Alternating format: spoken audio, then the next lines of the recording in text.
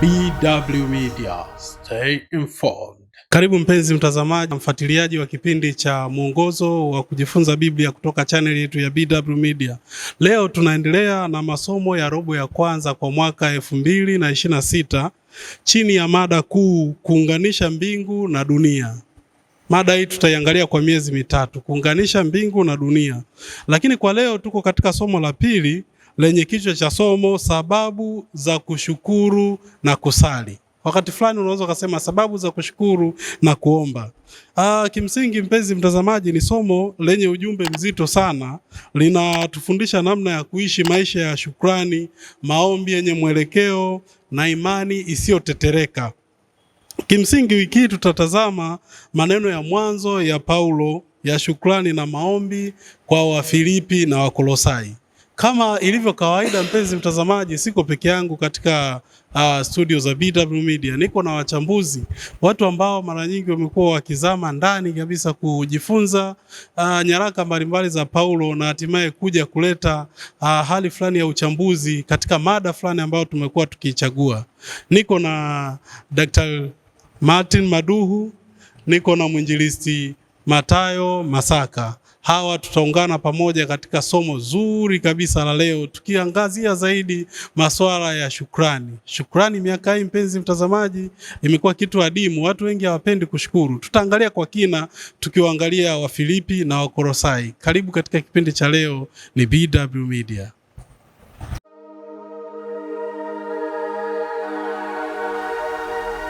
BW Media, stay informed. Fungu letu kiongozi linatoka katika kitabu cha Wafilipi sura ya kwanza aya ya 6. Nami niliaminilo ndilo hili, ya kwamba yeye aliyeanzisha kazi njema mioyoni mwenu ataimaliza hata siku ya Kristo Yesu. Nami niliaminilo ndilo hili, ya kwamba yeye aliyeanza kazi njema mioyoni mwenu ataimaliza hata siku ya Kristo Yesu. Wafilipi 1:6. Tuombe. Tunakushukuru Baba yetu uliye mbinguni, jina lako litukuzwe sana. Tunakukaribisha tena wakati huu katika mjadala huu wa kujifunza neno lako. Tunamwalika Roho yako Mtakatifu akawe pamoja nasi. Katufundishe na katuonyeshe namna ya kushukuru na namna ya kusali. Katufundishe sababu ambazo zipo katika kushukuru na kukuomba wewe. Mtazamaji wetu ukambariki, ukaongozane naye, neno lako likasikike masikioni mwa kila mmoja wetu. Asante katika jina la Yesu Kristo, amen. Naam, mwinjilisti Matayo Masaka, karibu. Asante. Leo tunazungumzia sababu za kushukuru. Kimsingi huwezi kuanza tu kushukuru bila kuwa na kitu ambacho kinakupelekea kushukuru. Nikukaribisha katika mada leo. Tunaangalia mambo gani hasa ya msingi kwa utangulizi? Karibu. Katika somo la pili kwenye robo hii ya kwanza ya mwaka 2026 tuna somo la pekee. Somo la pili nazungumzia sababu za kushukuru na kusali, au sababu za kushukuru na kuomba. Unapokuwa ukishukuru kunakuwa na sababu za kukufanya ushukuru. Na wenyewe kushukuru linaonyesha namna ambavyo kuna kitu fulani umetendewa na hivyo unashukuru.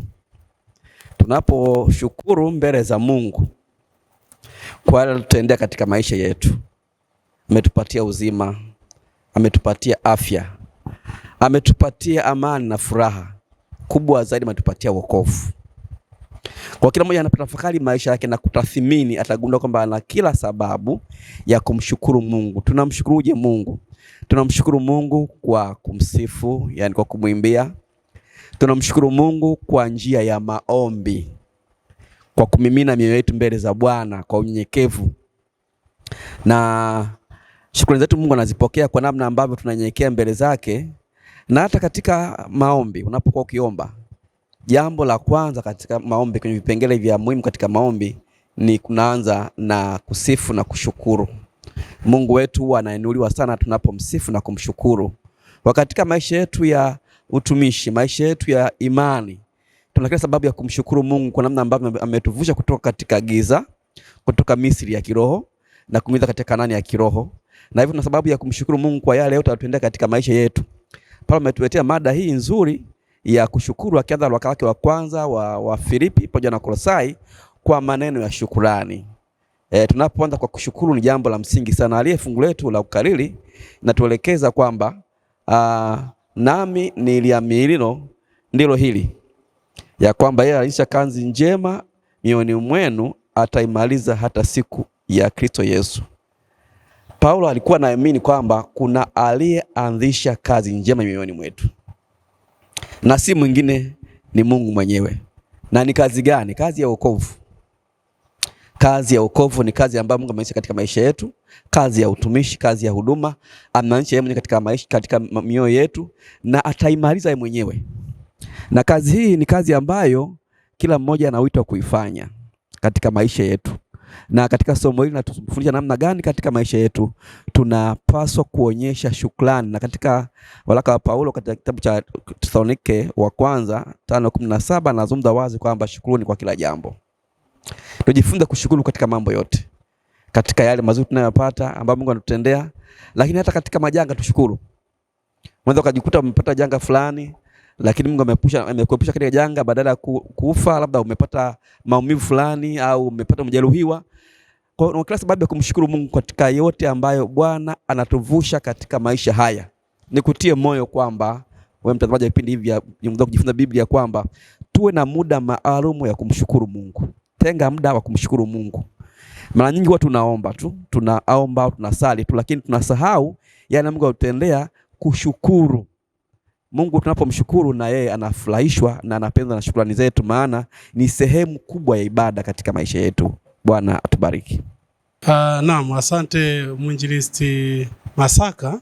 Nilikuwa na tafakari lile fungu ambalo linabeba muktadha wa somo letu la Wafilipi 1 fungu la 6. Nikajifunza kwamba Mungu kwa kawaida haanzi jambo ambalo hawezi kulikamilisha. Kwa hiyo jambo lolote ukimwomba Mungu lazima alikamilishe. Kwa tunajifunza shukrani. Na kutazama Daktari Martin, naona una jambo fulani pia la kuongeza katika utangulizi wa somo hili. Karibu. Asante sana. Sababu za kushukuru na kusali. Yapo maneno mawili hapo naomba niyaelezee, ndio yanayotupeleka katika fungu letu na katika somo letu hili. Neno la kwanza lipo katika jozi. Neno la kwanza hiyo kushukuru. Kwanza kuna kushukuru yenyewe, halafu kuna shukrani. Shukrani ni mtazamo, lakini pia ukubali wa yale yote ambayo unayapokea, kwanza yakiwa ni ya kipekee na umetunukiwa. Kwa hiyo unashukuru sasa baadaye kama kitendo, lakini shukrani ni mtazamo wa ndani kabisa. Tunapozungumzia habari ya shukrani, tunazungumzia katika namna ifuatayo. Kwanza, hatuwezi kusali na kuwasilisha maombi yetu ikiwa hatuna shukrani. Tungekuwa tuna shukrani peke yake ingetosha hata katika maombi na sala zetu. Yale yote tunayomuomba Mungu atutendee, tungekuwa tunasema asante, hakika tungekuwa tunaweza kuyapata hata kabla ya kuomba. Tunapokuja kwa habari ya kusali, kuna maneno mawili hapo: kusali lakini pia kuomba. Kama kuomba, kusali ni mawasiliano yako wewe na Mungu, lakini kuomba ni pale unapomuelezea tu hitaji lako, ila unaposali unakuwa tayari kusikia na kupokea pale anapokuwa anajibu. Wengi wanaomba, wachache huwa wanasali. Na kusali sasa ndipo kuna shukrani ndani yake. Tujifunze nini hasa katika fungu letu tuliloliona kwamba yeye aliyeanzisha neno la uhakika kwamba atatimiza? Tena anasema kazi iliyo njema. Kazi iliyo njema ni ipi? Ni mapenzi ya Mungu. Tutaangalia hapo mbele zaidi katika mapenzi ya Mungu katika somo fulani hapo. Kwa hiyo jambo la kipekee kwa habari ya kusali, kwa habari ya kushukuru ni kwamba tukiwa na mtazamo mzuri, tukiwa na mawasiliano sahihi na Mungu wetu, kwa neno asante linatosha kabisa kutupatia yale yaliyo mahitaji yetu. Lakini kwa uhakika kwamba Mungu mwenyewe, kwani mapenzi yake ni mema kwetu, na lolote tuombalo sawa sawa na mapenzi yake tutapata, ndiyo sababu inayotupeleka kushukuru na kusali. Asante. Naam, mpenzi mtazamaji, juma hili tunazungumza shukrani, lakini tuna mada inayotupeleka katika kusali pia. Tukitazama katika Wafilipi sura ya kwanza mstari wa 3 mpaka wa 8, tunaona Paulo anamshukuru Mungu kwa ajili ya Wafilipi. Na mwinjilisti Masaka, sio kwamba alikuwa anamshukuru Mungu kwa sababu Wafilipi walikuwa wamekamilika, hapana. Alikuwa anamshukuru kwa sababu tu walikuwa washirika pamoja naye katika Injili. Tumeitwa kwa ajili ya utume, ndio kusudi kubwa la kuitwa kwetu, na singi vinginevyo. Tumeokolewa ili tuokoe wengine. Kwa wito wetu mkuu upo katika utume, na utume hauwezi ukafanikiwa popote pasipo ushirika, fellowship. Paulo alikuwa anafanya kazi kama timu pamoja na watendakazi wengine, kina Onesimo, kina Apollo na wengine kama timu yake, walikuwa wanafanya ushirika katika huduma na utumishi. Na Paulo hapa anaonyesha moyo wa kuwashukuru wa Filipi kwa kufanya kazi ya Mungu katika ushirika wa pekee katika huduma. Wanapojua kuna hitaji fulani, wanaungana pamoja, wanaifanya pamoja kwa kushirikiana, kila mmoja anafanya sehemu yake kama muumini katika kanisa la Filipi ili kufanikisha ile huduma ya utume, ili kazi ya Mungu isonge mbele. Kazi ya Mungu haiwezi kufanyika kwa mtu mmoja. Uking'ang'ana peke yako unaweza kufanikisha kazi ya Mungu, lakini unapoonyesha hali ya kushirikisha wengine na kushirikiana katika kazi ya Mungu, ndipo injili inasonga mbele. Kwenye kitabu cha Filipi 1:3 hadi 8, kwa neno ambayo ninapenda pale, anasema namshukuru Mungu wangu kila niwakumbukapo. Paulo anatoa shukrani kwa Wafilipi kwamba kila anapowakumbuka basi anatoa shukrani kwa ajili ya watu wa Mungu hawa. Niwakumbukapo siku zote, kila niwaombeapo ninyi nyote, nikisema sala zangu kwa furaha. Alikuwa anawakumbuka na kuombea, na akisema sala kwa furaha. Mara nyingi tunasali lakini hatuonyeshi furaha katika yale maombi tunayofanya. Tunapokuwa tukisali tunatia moyo kwamba tunaposali usali na uonyeshe furaha katika kile unachoomba kwa Mungu. Aya 5 nasema kwa sababu ya ushirika wenu. Sababu kubwa ya kuwashukuru kwa sababu ya ushirika wao waliokuwa nao wa Filipi kwa kuieneza injili tangu siku ile ya kwanza hata leo. Paulo alikuwa anashukuru hao wa Filipi kwa sababu walikuwa wanaeneza injili. Wanashirikiana kama timu kufanya kazi ya Mungu. Huyu anaenda kushuhudia, huyu analeta vijizuu, huyu anapatambaza vitabu, huyu anafundisha, huyu anahubiri, huyu anasukia na mambo fulani katika ile timu. Kwa kila mmoja akifanya sehemu yake, ule ushirika unaleta watu wa Mungu pamoja katika kufanya kazi ya Mungu, na kazi ya Mungu inasonga mbele. Tunahitaji ushirika kamili kwenye huduma na utumishi wa Mungu. Kwa hiyo tunatia moyo katika wa Filipi. Paulo anapoanza waraka wake wa Filipi anatoa shukrani kwa namna ambavyo ushirika ni muhimu katika uenezaji wa injili. Kwenye makanisa yetu leo ambao tuna kazi kubwa katika maeneo yetu kupeneza injili, ili tufanikiwe tuige mfano huu wa Paulo katika wa Filipi, kuonyesha ushirika, kushirikiana katika kazi ya Mungu. Maana kila mmoja ameitwa akiwa na kipawa mbalimbali, anapoonyesha kujitoa kwa Mungu na Roho Mungu anamtumia kila mmoja kulingana na karama yake, basi kazi ya Mungu inasonga mbele. Maana kazi ya Mungu katika kanisa la Mungu inafananishwa na mwili wa Kristo. Kuna vidole, kuna kucha, kuna macho. Kila kimoja kina umuhimu katika kujenga mwili. Kwa katika kazi ya injili, kila mmoja ana umuhimu katika kufanya kazi ya Mungu katika kulingana na karama aliyopewa na Mungu. Tunapoonyesha ule ushirika kamili kwenye kazi ya Mungu, kazi ya Mungu inasonga mbele. Kwa hiyo tunatiwa moyo katika swala hili zima la ushirika. Ni muhimu sana, na mafanikio makubwa ya kazi ya Mungu yanatokana na ushirika katika utumishi wa Bwana. Asante. Naam, baada ya maelezo hayo mafupi kutoka kwa mchambuzi Masaka, nimejifunza kumbe Paulo kuwa katika minyororo ya gereza haikuwa kitu cha kumnyamazisha. Dr. Martin, tunawezaje kuzigeuza changamoto wakati fulani katika maisha yetu kuwa fursa katika kutenda kazi ya Mungu? Namna pekee ya kugeuza ni kutambua picha kubwa zaidi ambayo iliyopo mbele yako na ambayo italetwa na changamoto hizo.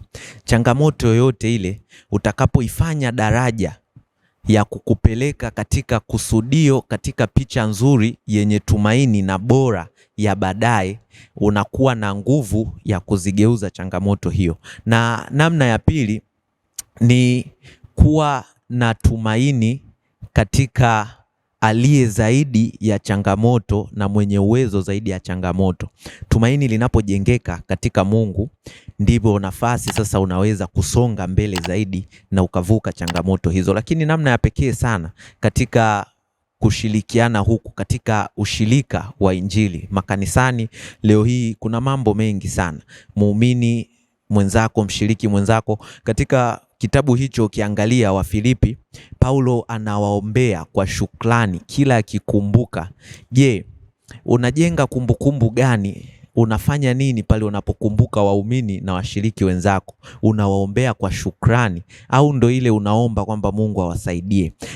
Tengeneza kumbukumbu nzuri ili muumini na mshiriki wenzako anapokukumbuka kwa furaha ashiriki na wewe, aone ni sehemu ya mafanikio na mbaraka.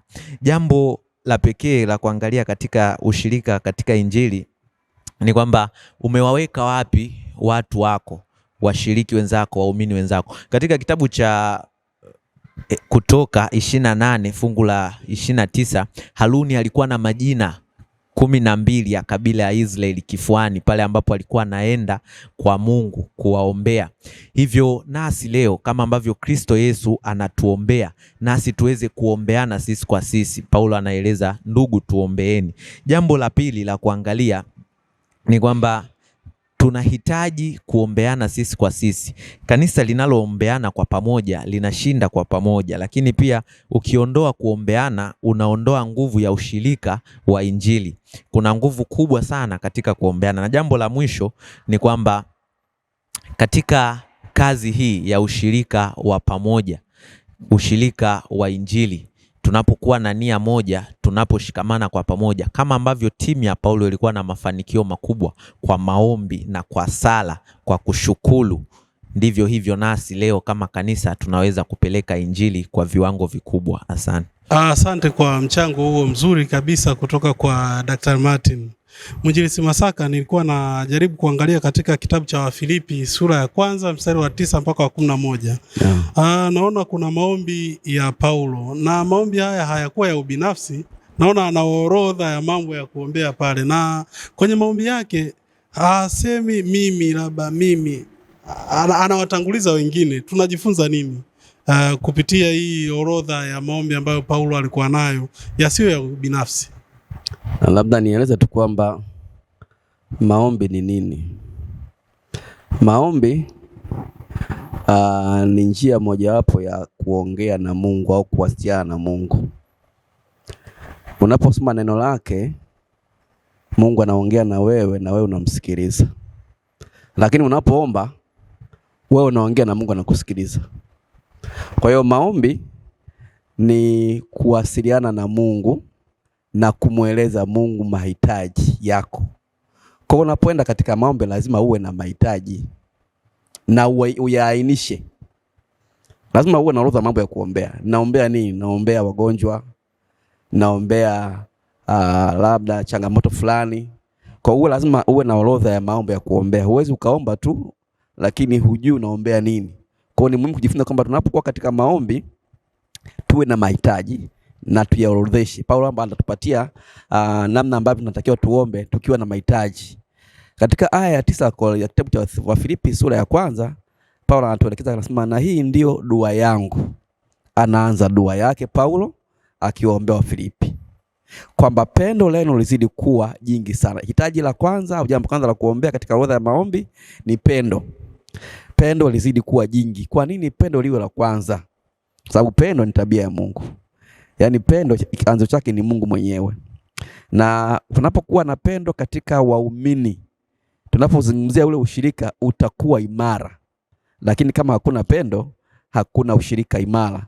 Kwa alianza Paulo na pendo kwa sababu pendo ni chimbuko lake ni Mungu mwenyewe.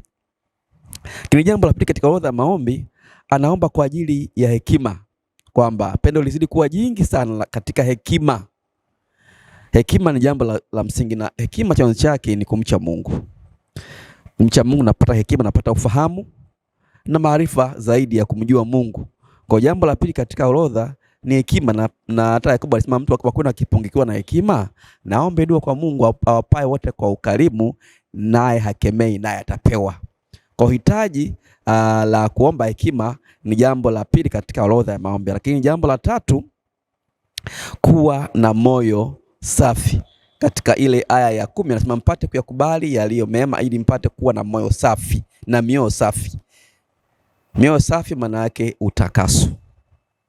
Utakaso katika maisha yetu. Na utakaso huu tunaupata kwa Kristo mwenyewe ambaye ndio kiini cha utakaso. Kupitia damu yake tunatakaswa na kuwa na mioyo safi, mioyo ambayo haina ila. Lakini hitaji la 4 anasema bila kuwa na kosa.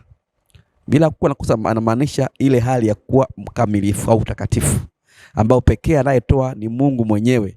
Na Mungu aliahidi kupitia kwa Yesu, anasema kwamba mtakuwa watakatifu kama Mungu alivyo mtakatifu. Kwa ukamilifu wetu unapatikana kwa Mungu bila kuwa na kosa. Ina maana anatutakasa na anatufanya kuwa wakamilifu na watakatifu kwa ajili ya maisha ya leo. Lakini hitaji jingine ambapo analiweka pale ambalo ni la mwisho la 5 anasema kwa njia ya haki. Kwa haki kwa njia ya Kristo. Katika ile aya ya 11, hali imejazwa matunda ya haki kwa njia ya Yesu Kristo. Haki inayozungumziwa ni haki ya Yesu. Wanadamu hatuna haki yetu wenyewe. Na hata Yesu alikuwa akieleza habari ya Mafarisayo na Masadukayo, akiwaambia wanafunzi kwamba haki yenu isipozidi haki ya waandishi Mafarisayo, hamtaingia katika ufalme wa mbinguni. Haki ya waandishi Mafarisayo ilikuwaje? Wao walikuwa wanajihesabia haki kwa yale waliokuwa wakiyatenda mema. Kwa ile ilikuwa ni haki yao wenyewe. Haikuwa haki ya Kristo. Kwa haki ambayo inaelezwa hapa na Paulo ni haki ya Kristo. Tunavikwa haki ya Kristo baada ya kutakaswa na kusafishwa na kutokuwa na kosa. Anatufikisha haki ya Kristo, na hivyo tunapokuwa tukifanya huduma na tukitembea hatuonekani sisi, anaonekana Kristo ndani yetu, maana ametuvisha vazi la haki yake. Kwa katika somo tunajifunza, tunapokwenda katika maombi tuwe na mambo ya kuombea. Tuorodheshe, tuyaweke wazi mbele za Mungu. Tusiombe mambo kwa jumla. Ainisha mambo ya kuombea ili Mungu anapoyajibu unajua ameyajibu na tutatoa shukrani kwa yale aliyojibu. Asante. Naam, nimefurahishwa sana na kuomba hekima. Kumbe Dr. Martin, naam, hekima inaombwa. Sahihi. Ukiona hekima imepungua, badala ya kuwa na mambo mengi ambayo unawachukia watu wengine, ni vizuri ukaomba. Sasa ukiwa kama kijana, vijana leo wanatawaliwa na hisia zaidi. Hata kanisani anaweza kawa naimba, anahisi kuimba kwa hisia sana ndio kukua karibu na Mungu. Sasa Paulo anaomba upendo uongezeke kwa maarifa na utambuzi. Vijana wa leo wanawezaje kutofautisha kati ya hisia na mapenzi ya Mungu? Naam, asante sana. Ukifuatilia ile dua, Paulo anaomba misingi, haombi mahitaji. Vijana leo au watu leo makanisani, tunawezaje kutofautisha hisia na mapenzi ya Mungu? Labda nikuongezee tu kidogo kama utaniruhusu. Yakobo 1:5, hekima kweli naombwa, lakini mtu wa kwenu akipungukiwa na hekima na aombe dua kwa Mungu awapae wote kwa ukarimu. Maneno yanaendelea hapo. Kwa hiyo mapenzi ya Mungu ni matimilifu, jambo la kwanza. Jambo la pili, hisia, jitihada kufanya kazi za Mungu kwa nguvu zako mwenyewe, kwa kujitoa sana ili upate mahusiano na Mungu, unakwenda mbali na unapotea zaidi. Nitarudia, kufanya jambo kwa nguvu zako, kwa kujitoa sana, wakati mwingine hata kwa hisia sana, ili uwe na uhusiano wa Mungu, unakwenda mbali zaidi. Uhusiano na Mungu utakuja pale ambapo utadumu katika uwepo wake, na utakapokuwa naye na mahusiano ndio itakupelekea kufanya kazi zako kwa moyo na kwa nguvu, lakini na kwa namna ya kipekee sana. Kwa habari ya mapenzi ya Mungu, nikudokezee tu kitu kidogo hapa, ni kwamba yako maeneo 4 ambapo vyanzo vya mapenzi ya Mungu unaweza kuyagundua. Kwanza, katika neno lake Biblia, Zaburi 119:105 inaeleza vizuri hiyo. Lakini jambo la pili, roho ya unabii ambao ndio ushuhuda wa Yesu, Ufunuo, ameeleza habari hiyo kwa uzuri zaidi. Lakini jambo la tatu ni kwa Roho Mtakatifu mwenyewe, kwamba kusikia sauti atakaponena akiongoza kushoto au kulia. Nitakueleza hapo baadaye. Kwa hiyo utakaponenda katika neno la Mungu ukaona hiki ni sawa, utakapopata hekima kutoka katika ufunuo wa Yesu ambao ndio roho ya unabii na sauti ya nabii mwenyewe, na kwa uongozi kwa uongozi thabiti wa Roho Mtakatifu, ndipo utaweza kubaini mapenzi ya Mungu maishani mwetu. Mungu hazungumzi katika makelele, katika machafuko. Ndio maana tunahitaji tuwe na mkao mzuri, tuwe na mahusiano mazuri na Mungu, ili mapenzi yake tuweze kuyabaini maishani mwetu. Na jambo la mwisho la kutusaidia katika huduma zetu na katika kuomba na kusali kwetu na kushukuru ni kwamba tuwe katika eneo sahihi ambalo Mungu atakuwa tayari kutupokea na kuweza kututumia. Tutakapokuwa nje na mpango wa Mungu, hatuwezi kuwa katika utumishi uliotukuka, utumishi timilifu, bali tutakapokuwa katika eneo sahihi na Mungu wetu, ndipo mapenzi yake yatatiririka na tutaweza kuyasikia kabisa kupitia neno, kupitia roho ya unabii na kupitia Roho Mtakatifu. Asante. Asante kwa maelezo hayo Dr. Martin. Tukiendelea mbele katika Wafilipi sura ya kwanza mstari wa 12 mpaka 18, tunaona Paulo anaona kifungo chake kama fursa ya injili kusonga mbele zaidi. Sasa mwinjilisti Masaka, tunawezaje kuelewa Biblia kwamba Mungu hutumia mateso kuendeleza kusudi lake? Mungu wetu ni mwema. Hakuna kinachozuia kazi yake isiende mbele. Haijalishi nyakati za mateso au nyakati za furaha au tufani, kazi ya Mungu huwa inasonga mbele, kwa sababu anayeongoza kazi hii ni Mungu mwenyewe. Maana anasema katika lile fungu letu, kiongozi aliyeanzisha kazi njema ataimaliza. Kwa haijalishi wakati fulani tunapitia changamoto katika huduma na utumishi kama vile Paulo, lakini tuamini kwamba ataimaliza aliyeianzisha, na ataimaliza kupitia kwetu sisi ambao tumejitoa kumtumikia yeye. Kwenye ile aya ya 12 Paulo anasema, lakini ndugu zangu, nataka mjue ya kuwa mambo yote yalionipata yametokea zaidi kwa kuieneza Injili. Mambo yaliyompata Paulo ya kufungwa, ya kuwa kule Rumi katika gereza, yalimpata kwa sababu ya kuieneza Injili.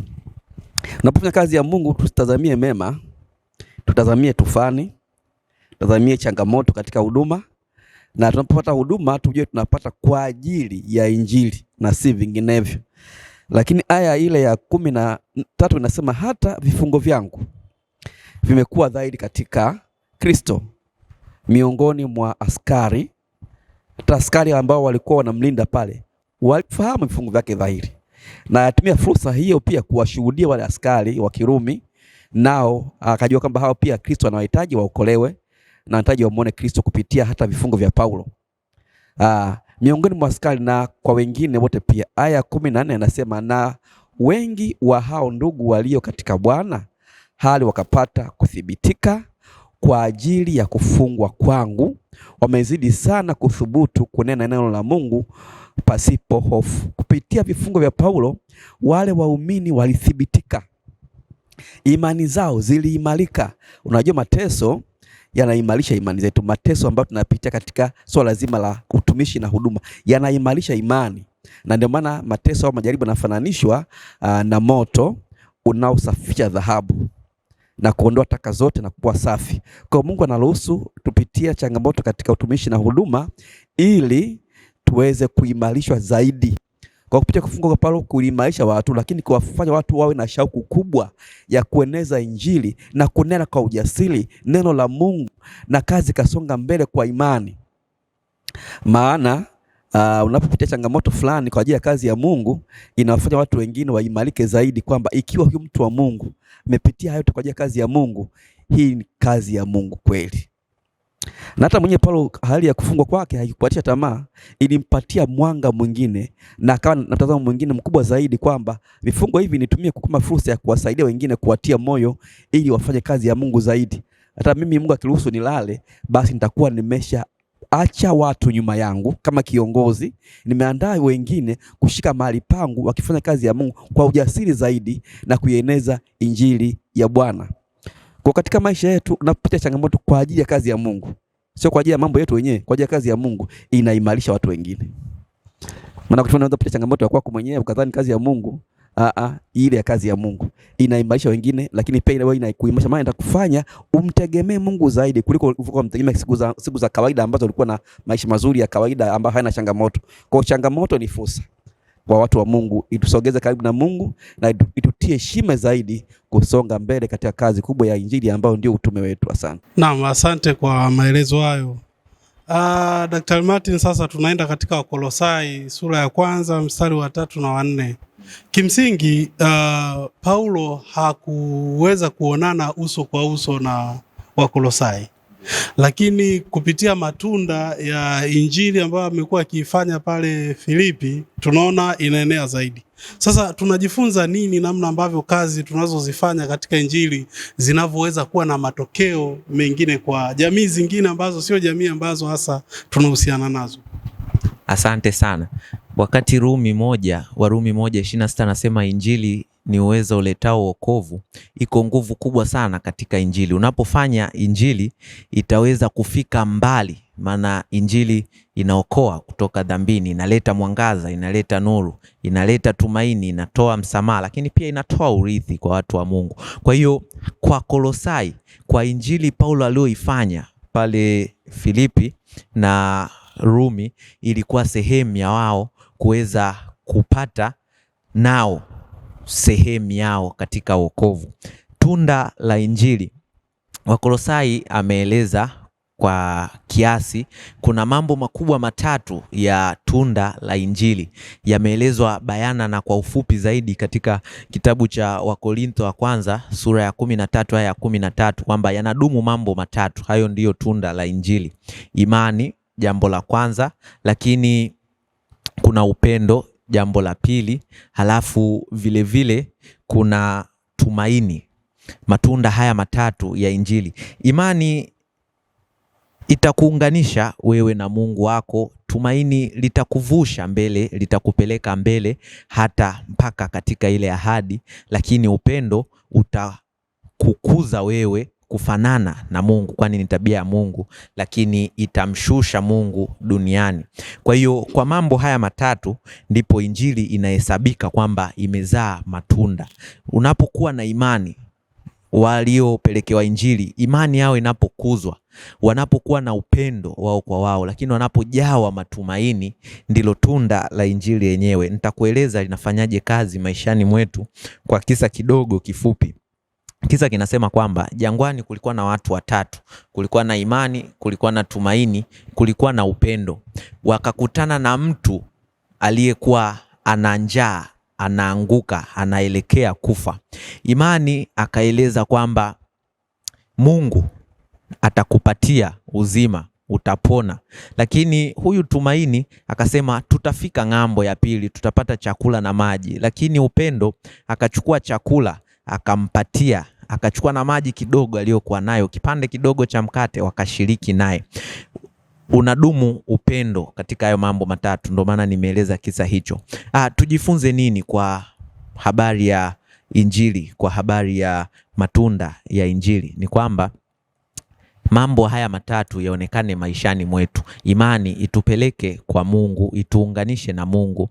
Tumaini likatupatia uvumilivu katika changamoto za utume, katika changamoto za ulimwengu huu. Lakini upendo ukatufanye tukaishi vema na watu wetu, tukaishi vema na jamii yetu, ili tuweze kutengeneza muunganiko sahihi kati ya mbingu pamoja na dunia. Asante. Na mpenzi mtazamaji, kufikia hatua hii tupate mapumziko mafupi, tutarejea hivi punde.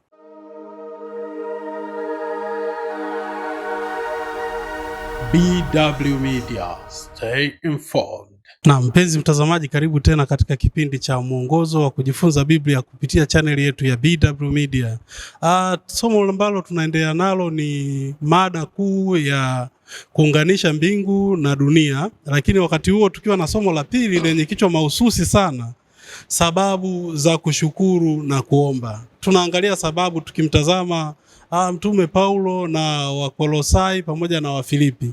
Tunaangalia mambo mengi sana katika kuomba na kushukuru na sababu zinazopelekea kuomba. Nikukaribishe Mwinjilisti Masaka katika nyongeza chache tunapoendelea na somo hili. Karibu. Tunapojifunza habari ya tunda la Injili, kuna mambo mawili. La kwanza, katika aya ya 5 ya kitabu cha Wakolosai, Mtume Paulo anaandika, anasema, kwa sababu ya tumaini mlowekewa akiba mbinguni, ambalo habari zake mlizisikia zamani kwa neno la kweli la Mungu.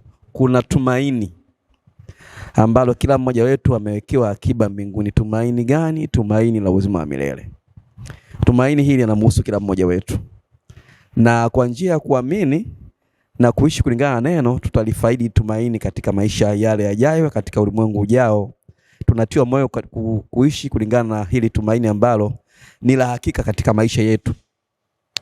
Jambo la pili, kwenye tunda la Injili tunajifunza namna ambavyo Paulo anaeleza Injili ilivyoenda kwa kasi katika kipindi chake. Anashuhudia hivyo katika Kolosai 1:6, anasema kwamba ilifika kwenu kama ilivyo katika ulimwengu wote, yani Injili, na kuzaa matunda ya kukua kama inavyokuwa kwenu pia, tangu siku mliposikia mkaifahamu sana neema ya Mungu katika kweli, kwamba Injili ilifika katika ulimwengu wote. Yani takriban miaka 30 na hapa toka Kristo azaliwe, tayari Injili ilishaenda katika ulimwengu wote wakati wa Paulo. Lakini kwenye aya ya 26 Paulo anasema kitu fulani cha pekee sana katika Wakolosai 1 aya ya 26, ambacho kinatutia moyo kwamba kazi ambayo Mungu ameianzisha ataimaliza hata siku ile. Ameanzisha mwenyewe lakini ataimaliza. Aya 26 anasema kwamba siri ile iliyofichwa tangu zamani zote na tangu vizazi vyote, bali sasa imefunuliwa katika watakatifu wake. Kwamba siri imefunuliwa katika watakatifu wake, na siri hii imesonga mbele kwa namna ya pekee sana, hasa katika swala zima la utume wa kazi ya Mungu. 23 anasema kwamba aya 23 anasema hivi: mkidumu tu katika ile imani, hali mmewekwa juu ya msingi, mkawa imara, msipogeuzwa na kuacha tumaini la Injili mlioisikia habari zake, iliyohubiriwa katika viumbe vyote vilivyo chini ya mbingu, ambao mimi Paulo nalikuwa mhudumu wake. Anashuhudia kwamba Injili ilihubiriwa kwa kila kiumbe katika nyakati zake. Kwa nini? Ni tumaini ambalo limewekwa mbinguni kwa ajili yetu. Nikutie moyo wewe ambaye unaangalia vipindi hivi kwamba lipo tumaini ambalo limetunzwa mbinguni kwa ajili yako, kwa ajili yangu, na tumaini hili ni tumaini la uzima milele. Tukaze mwendo, tutumie meda ya thawabu ili tulithi hili tumaini ambalo limetunzwa mbinguni kwa ajili yetu sisi sote. Asante. Asante sana Mwinjilisti Masaka kwa uchanganuzi makini. Dr. Martin, tunaendelea kuangalia sababu za kumshukuru, sababu za kushukuru na kuomba. Sasa kwenye kuomba kuna maombi. Tunaambiwa kuna nguvu sana kwenye maombi. Nilikuwa nasoma katika Wakolosai sura ya 1 mstari wa 9 mpaka wa 12. Nikapata mkanganyiko. Ni maombi gani mahususi tunayoyapata katika ombi la Paulo hapa katika aya hii ya Wakolosai 1 fungu la 9 mpaka 12? Naam, asante sana. Kwa kifupi sana, maombi mahususi ambayo yalielezewa pia pale awali ni kwanza, aliomba sawasawa na mapenzi ya Mungu. Aliomba tabia ya Mungu. Ndio maana utaangalia alianza na upendo, kwa tabia ya Mungu anakuja hekima, mambo mahususi. Tujifunze kuomba vitu vikubwa na vyenye msingi vinavyomgusa Mungu moja kwa moja kabla ya kumwasilishia mahitaji yetu.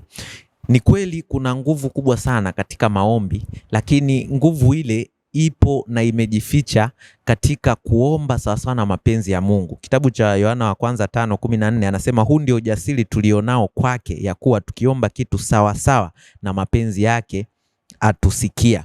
Filipi waliweza kumpatia mahitaji mengi sana Paulo. Kolosai waliweza kuwa sehemu ama kituo ambacho watu walijitoa sana kwa Mungu. Lakini Paulo hata siku moja haumsikii kwamba akiomba juu ya mahitaji yake kama ambavyo alivyokuwa kifungoni, bali aliomba sawasawa na mahitaji ya watu wengine kwa manufaa mapana zaidi ya watu wengine. Omba kwa ajili ya upendo katika familia, katika kanisa, kwa mwenzako. Omba kwa ajili ya hekima, kwa ajili ya maarifa. Kumjua Mungu ndipo kutaleta kuamini na kutaleta tumaini na kutaleta baraka tele. Omba kwa ajili ya kudumu katika haki, usafi, lakini omba kwa ajili ya kibali katika haki ya Kristo mwenyewe. Kwa hiyo omba mambo makuu kwanza, halafu yale mengine yote yataweza kuja. Na jambo la mwisho kabisa katika nguvu ya maombi, anaposema kwamba ombeni niite nami nitakuitikia, katika Yeremia 33 pale aya ya 3, ile inakuja mara baada ya kutambua ya kwamba Mungu amekwisha kujua yale yote tunayoyahitaji. Maombi mengi tunayomuomba Mungu ni mahitaji ambayo tayari Mungu amejua. Anapokuja kutuonyesha sasa makubwa tusiyoyajua, hatupo tayari kupokea, na ndio maana wengi wanakata tamaa kwa kuwa Mungu ameanza kuwaonyesha makubwa asiyoyajua. Nizungumze haya, unaweza ukaomba kupandishwa cheo kazini alafu ukashangaa umefukuzwa kazi, au unashangaa umesimamishwa kazi. Mungu anataka kuonyesha makubwa, wewe unashangaa kulikoni. Unaweza ukaomba mtoto lakini ukasikia kuna changamoto fulani ya kiafya, unajiuliza kulikoni. Ni mwanafunzi unaomba kuwa kichwa lakini unashangaa unafeli, unajiuliza kulikoni. Ni kwamba njia ya Mungu ipo tayari kukupitisha na kukuonyesha makubwa usiyoyajua. Hayo ndio mapenzi ya Mungu. Kwa hiyo dumu katika kushukuru, dumu katika kusali kwa yale yote yanayokuja maishani mwako, kwani kwa kupitia hivyo kuna nguvu utaiona iliyopo katika maombi, na mapenzi ya Mungu yatafunuliwa waziwazi katika maisha yako. Asante. Asante Dr. Martin. Kwa hakika maombi yana nguvu. Kuna nguvu kubwa sana katika maombi. Maombi mara nyingi yamekuwa yanabadilisha hali ambayo haikutegemewa kabisa kuwa katika hali tofauti. Naam, sasa Mwinjilisti Masaka, mara nyingi imekuwa ikisisitizwa katika maandiko, pia wahubiri na watu hata wachambuzi pia wanasisitiza sana kuomba ili Mungu aweze kuongoza watu katika kufanya maamuzi fulani. Sasa tutatambuaje kwamba kwa hili ombi nimejibiwa ili liniongoze kufanya maamuzi haya? Unapoomba kwanza unakiri wewe unayeomba kwamba huwezi, ila yupo anayeweza zaidi yako. Lakini unapoomba unapaswa kuomba kwa imani. Paulo akieleza kwenye kitabu cha Waebrania 11 aya 6 kwamba yeye amwendeaye Mungu lazima amini kwamba yeye yuko na kwamba huwapa thawabu wale mtafutao. Kwa hiyo unapoomba huwa tunaomba kwa imani, na unapoomba Mungu anatoa majibu. Na anapotoa majibu sio mara zote anatoa majibu kama ulivyoomba. Anaweza akatoa majibu kama ambavyo yeye anaona ni vyema, maana yeye anajua yaliyo mema kwetu kuliko ambavyo sisi tunajua. Mfano mmoja ni mzuri, ni wa Musa tu. Napenda kutumia mfano wa Musa. Ni kweli alimkosea Mungu akatubu. Pale alipoambiwa auambie mwamba utoe maji, yeye badala kuambia akaupiga. Naonekana kweli alitubu na akamwomba Mungu kwamba naomba uniruhusu nione ile nchi. Wakati Mungu anamwambia ile nchi utakanyaga. Na Mungu akamwambia, kamjibu tu kwa upole kwamba ombi hili, akamwambia Musa na ikutoshe. Na ikutoshe. Musa akalala, mauti wakafa. Lile ombi lake kana kwamba halikujibiwa kama alivyoomba, lakini lilijibiwa kwa namna nyingine ambayo Mungu aliona kwamba ni nzuri zaidi. Maana Musa alifanya kazi kubwa, Mungu aliona apumzike tu. Na alipopumzika aliona kwamba asiende Kanaani ile ya dunia, lakini aende ya mbinguni. Na maana kusoma kitabu cha Mathayo sura 17 tunaona Musa alipanda mlimani pamoja na wale wanafunzi wake, ikatokea na Musa pamoja na Elia. Ikionyesha kwamba Mungu alikuwa amemjibu ombi lake Musa kwa namna nzuri zaidi ya vile ambavyo yeye alidhani kwamba ni nzuri.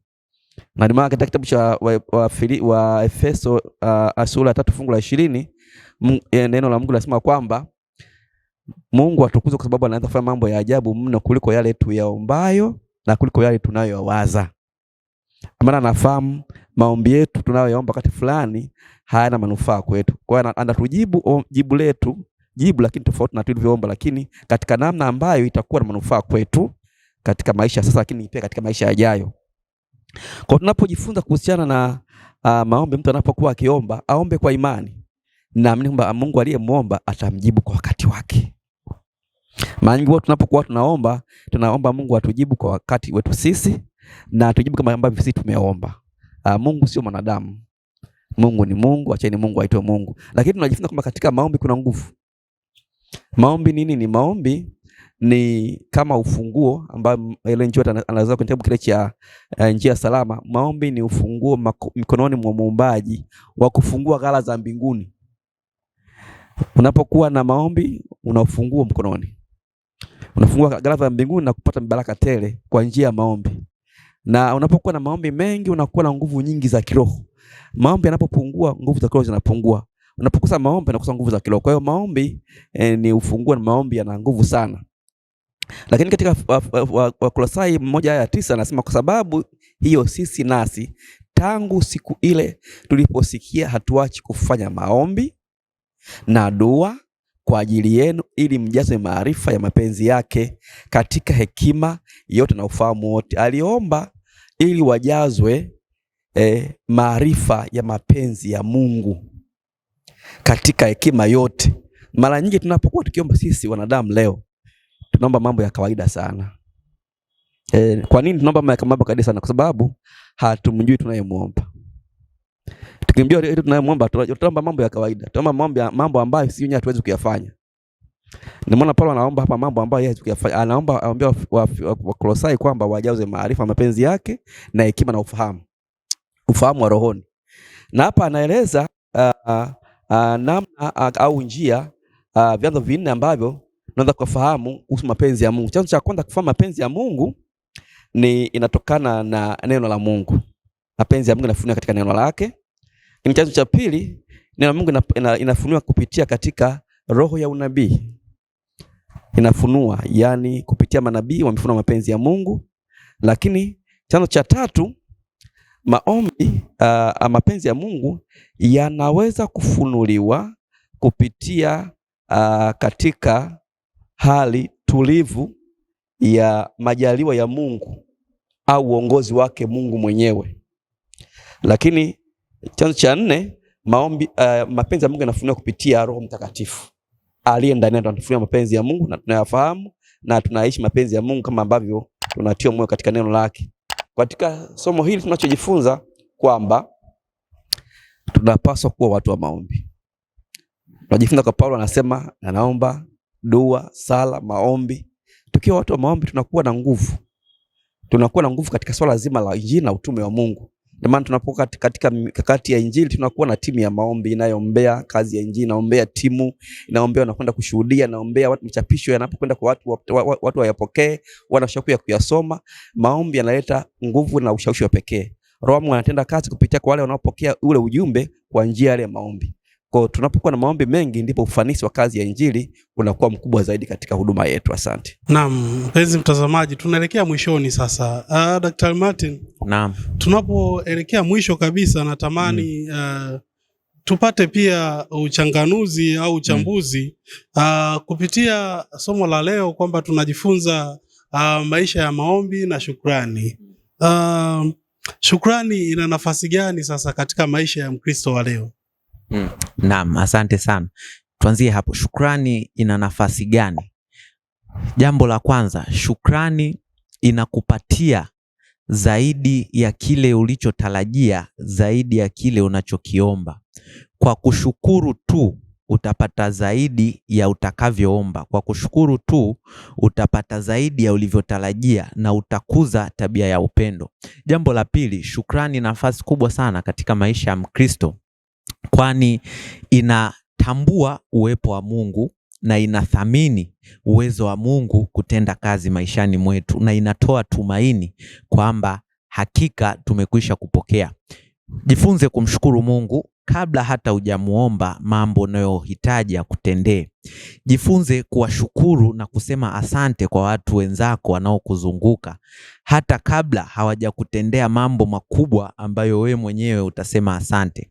Lakini shukrani hiyo iwe ya dhati ya kutokea ndani moyoni, alafu ithibitishwe kwa maneno. Mambo mawili hapa, iwe ya dhati kutoka moyoni na ithibitishwe kwa maneno. Unapodai kwamba wewe una shukrani, alafu hausemi asante kwa watu, hausemi asante kwa Mungu, wewe ni mnafiki, unajiumiza wewe mwenyewe. Lakini unaposema kwamba una shukrani, unaisema tu kwa maneno, lakini moyoni mwako haushukuru kabisa kwa dhati, unaona tumaini lako lipo sehemu nyingine, wewe pia ni mnafiki, unatudanganya. Mtu muungwana na aliyekamilika anaposema shukrani, anamaanisha anashukuru moyoni, lakini anaisema kwa maneno. Kipi tujifunze kwa kifupi sana katika sababu za kushukuru na kusali? Je, ushaigundua sababu ya kushukuru na kusali? Sababu hiyo ni kwa sababu mapenzi ya Mungu ni mema siku zote maishani mwetu. Jambo la pili ni kwa sababu nguvu zinazoongoza maisha yetu ni kubwa kuliko mahitaji yetu, kuliko shida zetu, kuliko changamoto na maombi yetu. Ni nguvu za Mungu mwenyewe aliyeanzisha na atakayetimiliza. Anaanzisha, anatembea na wewe mpaka mwisho. Linatimiza wakati gani? Wakati ambapo ungali duniani, unapofanya kazi yako, unapomaliza mwendo. Timotheo wa pili ameeleza hiyo kwa uzuri, sura ya 4 fungu la 7 na la 8. Paulo alipomaliza mwendo, na kwa baadaye inatimizwa sasa kule mbinguni. Kwa hiyo tukiyajua hayo mawili, kwamba mapenzi ya Mungu lakini vile vile uwezo wa Mungu kutufanyia mambo na kukamilisha mahitaji, jambo lililo jema maishani mwetu, tuna kila sababu ya kushukuru, tuna kila sababu ya kusali. Na mwisho kabisa, japo sio kwa umuhimu, sababu ya kushukuru hata kiafya, inakupa afya bora ya akili, inaondosha msongo. Wewe tu jaribu kusema asante, jaribu tu kuwa mwenye shukrani, utashangaa maisha yako yanavyobadilika. Asante. Naam, Mwinjilisti Masaka, tunapoenda mwishoni kabisa mwa somo la juma hili, ni jambo gani Mkristo leo anatakiwa kubadilisha ili maombi yake yawe ya nguvu na maisha yake yawe ya ushuhuda unaoishi? Ili maombi yaweze kuwa na nguvu, kitu cha kwanza kabisa ni sifa na shukrani. Sifa na shukrani ina nafasi ya kwanza katika maombi au sala. Kabla hujataja labda maungamo na toba, kabla hujaeleza mahitaji, kitu cha kwanza ni sifa na shukrani, vina nafasi ya kwanza. Kama hata waraka wa Paulo kwa Wafilipi na Wakolosai, nikisema Kolosai 1 aya ya kwanza, anasema Paulo mtume wa Yesu Kristo kwa mapenzi ya Mungu, anaanza kwa kusifu. Alafu kienda ile aya ya 3, tuamshukuru Mungu Baba yake Bwana wetu Yesu Kristo, anashukuru. Ameanza kwa kusifu na kushukuru. Ndio kujifunza risala ya Bwana, tunaposema swala la Bwana Baba yetu aliye mbinguni, jina lako litukuzwe, unaanza kwa sifa na shukrani. Kwa hiyo maombi yawe na nguvu, uanze kwa sifa na shukrani. Mungu anatukuzwa tunapoanza na sifa na shukrani, maana ni staili yake. Anayestahili sifa na shukrani ni Mungu, si mwingine. Hata malaika mbinguni, kuna malaika kazi yao ni kusifu tu, mtakatifu, mtakatifu Mungu Mwenyezi, dunia yote imejaa utukufu wako. Kazi yao ni hiyo tu, na hawachoki wala hawapumziki. Katika maombi ya sifa na shukrani ndipo ilipo siri ya maombi yenye nguvu. Huwezi kuweka maombi au sala ukaanza na mahitaji yako tu mwenyewe, yatakuwa ni maombi ya binafsi. Lakini unapoanza na sifa na shukrani, hapo ndipo ilipo siri ya maombi yenye nguvu. Lakini jambo la pili, Roho Mtakatifu. Roho Mtakatifu anatuongoza katika maombi, tunaomba kulingana na mapenzi ya Mungu. Hatuombi tu kwa mahitaji yetu, tunaomba kulingana na mapenzi ya Mungu. Tunaomba tukidai ahadi za Mungu. Tunaomba kwa ajili ya kazi ya utume, tunaomba kwa ajili ya wahudumu wa kazi ya Injili, ili kupitia huduma ile inaposonga mbele, hata pia mahitaji yetu Mungu anayafanikisha. Mungu kwanza, mengine baadaye. Kwa hiyo katika maombi yetu tusitangulize ya kwetu, mtangulize Mungu, tanguliza kazi yake, iombe kazi yake, waombe watumishi wa Mungu, ndipo mahitaji yako mengine yanafuata. Watu wa Mungu wanapobarikiwa, wewe unabarikiwa marudufu. Mara nyingi tunakosea tunapoomba, tunawajiombea wenyewe na mahitaji yetu basi. Na tubadilike kupitia mafundisho haya ya somo hili la pili linalozungumzia habari ya maombi na shukrani. Bwana atubariki na tutie nguvu, tusimame imara kujifunza somo hili ili tusaidie kupiga hatua moja kwa namna nzuri inayofaa kwa maombi. Wenda tulikuwa tunaomba katika namna tofauti, leo tumejifunza namna nzuri ya kuomba na kutia moyo kwamba katika maombi yako kuanzia leo tuonyeshe badiliko. Asante. Na mpenzi mtazamaji, ndivyo tunavyofikia miisho ya kipindi hiki. Ukumbuke tulikuwa katika somo la pili ambalo linatusisitiza zaidi sababu ya kuomba na kushukuru. Na kimsingi kwa ufupi tumejifunza mambo kadhaa. Swala la kwanza, shukrani ni tunda la imani. Mungu bado anafanya kazi ndani yako. Lakini jambo lingine, maombi ya kweli hayaishii tu kujibiwa, lakini yanabadilisha maisha yako kwa ujumla. La mwisho kabisa, kwa sababu tunazungumzia Injili ambalo tukijikita zaidi katika Wakolosai na Wafilipi, tunaambiwa kwamba Injili haiwezi kufungwa kamwe, kwa sababu mwanzilishi ni Mungu mwenyewe na ndiye atakaye itimiliza. Labda tupate tu ombi kutoka kwa mwinjilisti Masaka. Basi tuombe. Asante Mungu wetu, tunashukuru kwa ajili ya kipindi kizuri cha Mwongozo wa Kujifunza Biblia. Tunaomba somo hili likabadilisha hata mfumo wetu wa maombi. Tunapokuwa tukiomba, tuweze kuomba kwa kuanza kusifu na kushukuru na kuombea hata kazi yako na watumishi na hatimaye mahitaji yetu. Kupitia somo hili tupige hatua zaidi ya kujifunza namna ambavyo tunapaswa kutenge muda wetu kwa ajili ya kushukuru wewe kwa wema na ukarimu na fadhili zako nyingi ambazo tutendea katika maisha yetu.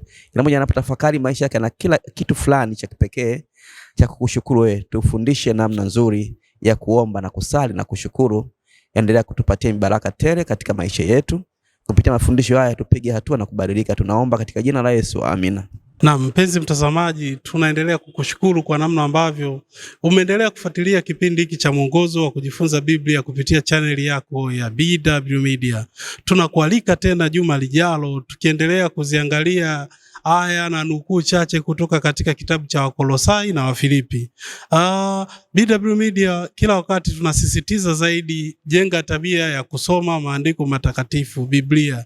Jifunze, dumu hapo. Ni mianzo ya mwaka 2026. Ni vema ukaanza na Mungu. Katika kila hatua unayoipiga jaribu kuweka maombi mbele zaidi sana, kama tulivyojifunza katika somo la leo.